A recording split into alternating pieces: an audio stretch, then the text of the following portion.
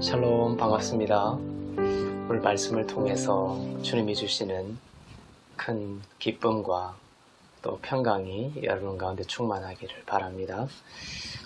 오늘 주신 말씀은 시편 4편 1절부터 8절 말씀입니다. 내 의의 하나님이여, 내가 부를 때에 응답하소서. 곤란 중에 나를 너그럽게 하셨사오니 내게 은혜를 베푸사 나의 기도를 들으소서. 인생들아, 어느 때까지 나의 영광을 바꾸어 욕되게 하며 헛된 일을 좋아하고 거짓을 구하려는가. 여호와께서 자기를 위하여 경건한 자를 택하신 줄 너희가 알지어다. 내가 그를 부를 때에 여호와께서 들으시리로다. 너희는 떨며 범죄하지 말지어다. 자리에 누워 심중에 말하고 잠잠할지어다. 의의 제사를 드리고 여호와를 의지할지어다. 여러 사람의 말이 우리에게 선을 보일 자 누구뇨 하오니 여호와여, 주의 얼굴을 들어 우리에게 비추소서. 주께서 내 마음에 두신 기쁨은 그들의 곡식과 새 포도주가 풍성할 때보다 더하니이다. 내가 평안히 눕고 자기도 하리니 나를 안전히 살게 하시는 이는 오직 여호와이시니이다. 아멘. 다윗이 쓴 이 시편의 배경은 다윗의 셋째 아들인 압살롬이 반역을 일으켰을 때입니다. 다른 사람도 아닌 자기의 아들이죠. 그 아들이 자신을 향해 칼끝을 겨누었을 때에 다윗의 마음은 과연 어떠했을까요? 그 비통한 마음은 다 헤아릴 길이 없습니다. 다윗은 오늘 하나님의 은혜를 구하며 기도하고 있습니다. 의의 하나님을 부르짖으며 응답을 요청하고 있습니다. 압살롬을 따라가 다윗을 향하여 똑같이 적대하고 있는 그 압살롬의 사람들에게도 다윗은 이렇게 얘기하고 있죠. 2절에서 인생들아, 어느 때까지 나의 영광을 바꾸어 욕되게 하며 헛된 일을 좋아하고 거짓을 구하려는가, 이렇게 말하고 있습니다. 이러한 상황들을 여러분들이 생각해 보면서 우리는 참 이런 상황에서 기뻐할 수 있는 자가 몇이나 되겠습니까? 이런 상황에서 평안히 잠을 자는 것이 쉽지 않을 것입니다. 성경의 다른 기록에 보면 사실 다윗은 아들 압살롬을 사랑하지 않고 방치하여 키웠습니다. 어떻게 보면 압살롬이 아버지를 향해 칼을 겨눈 것은 다윗의 그 연약함에 기인하는 바도 있을지 모릅니다. 다윗은 그런 의미에서 수치와 또 정죄로 고통스러워하며 기쁨이 박탈되고 평안을 잃어버린 밤을 맞이해야 했을지도 모릅니다. 사람들은 좋은 일이 있으면 기뻐하고 또 나쁜 일이 있으면 슬퍼하거나 근심하거나 또 고통스러워하죠. 기쁜 일이 있는데도 기뻐하지 않거나 또 나쁜 일이 있는데도 슬퍼하지 아니하면 또 마음의 건강함에 장애가 올 수 있습니다. 건강한 감정의 표현이 필요합니다. 그런데 허물과 죄로 죽은 상태로 태어나는 사람인지라 그 건강하고 절제된 감정 표현의 경계가 무너지고 과도하게 되어 타인을 비난하고 또 자신의 영을 어둡게 만들어 지옥과 같은 그러한 시간 속에 자신을 가둬버리게 되는 경우가 많죠. 그러면서 여러 가지 사회적이고 심리적인 그러한 요법으로 해결하려고 하지만 오늘 본문은 모든 인생을 향한 하나님의 근본적인 해답을 선포하고 있습니다. 7절에 보면 주께서 내 마음에 두신 기쁨, 이렇게 표현하고 있죠. 주께서 내 마음에 두신 기쁨입니다. 타락한 사람이나 또 사람의 생각에서 나온 것이 아닌 주체가 누구죠? 주님이죠. 주님이 주신 기쁨이다. 이것저것 요법을 써서 취하는 기쁨이 아니라, 그리고 내 스스로 노력해서 얻는 기쁨이 아니라 주님께서 내 마음에 주시는 그 기쁨이 우리에게 필요하다라는 것입니다. 이 기쁨은 좋은 일이 있으면 기쁘고 또 나쁜 일이 있으면 슬픈 그런 혼적인 수준의 기쁨이 아니라 영적인 기쁨을 근본으로 합니다. 구원의 기쁨을 말하죠.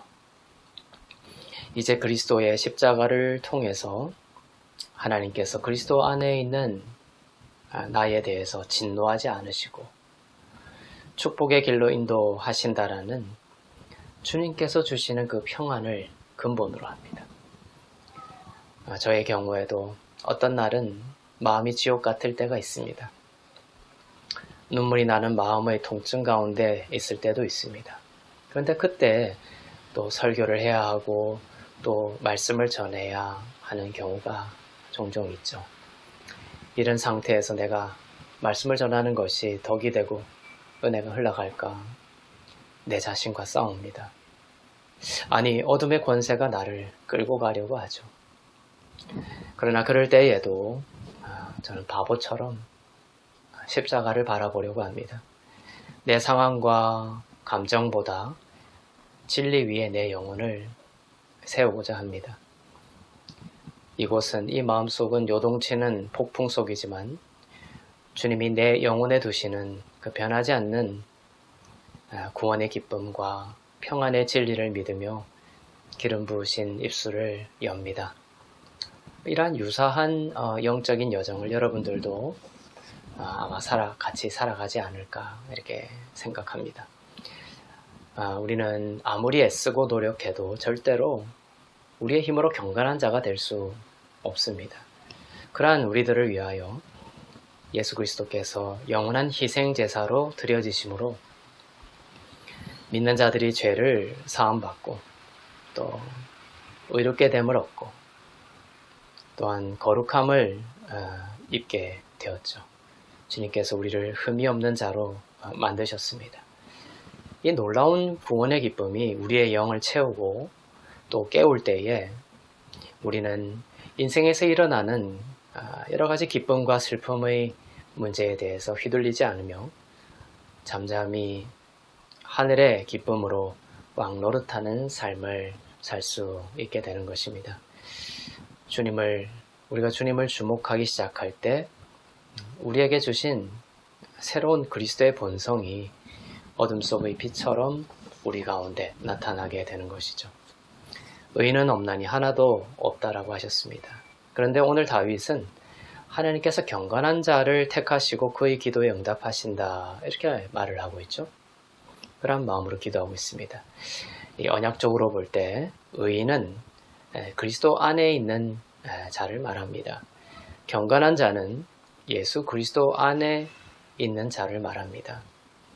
하나님께서는 우리들의 행위들을 보시고 그 경건한 행위를 하는 자를 택하시는 분이 아니라 하나님의 지혜를 따라서 우리의 어떠한 경건한 행위의 여부에도 불구하고 그것을 따지지 않고 하나님의 지혜를 따라서 먼저 그리스도 안에서 성도들을 택하신다. 그것이 먼저가 있습니다. 하나님께서 성도들을 먼저 택하시고 그러한 택하신 자들을 경건하다 불러주시는 것입니다. 이것이 복음입니다.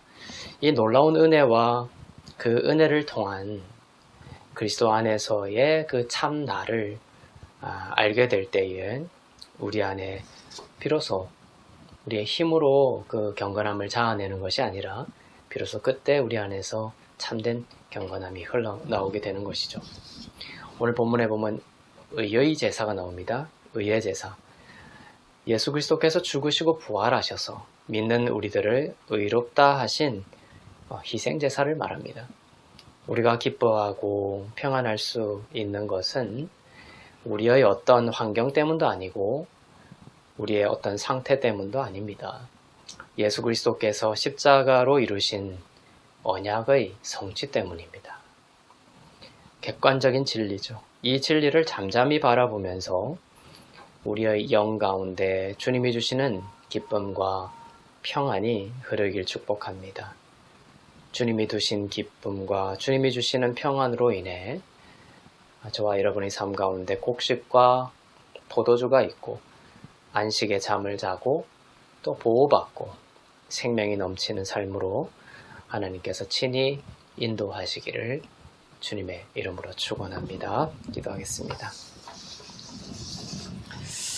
사랑의 하나님, 오늘 이 시간 주님이 두시는 구원의 기쁨을 원합니다.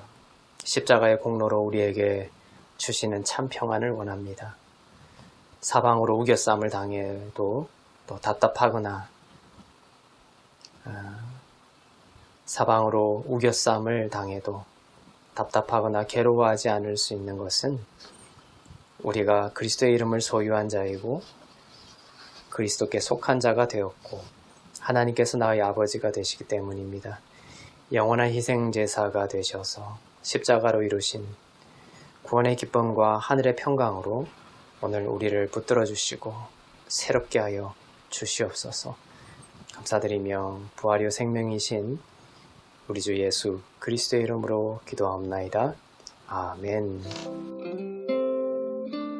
여호와여,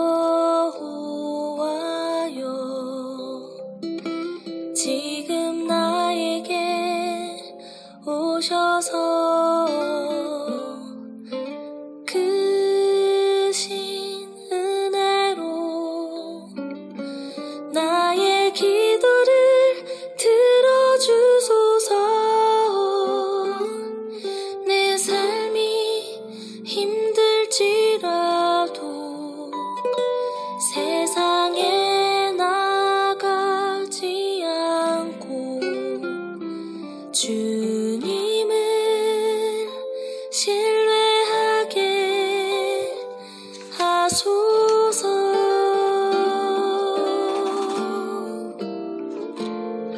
주의 얼굴을 들어 비추어 주시고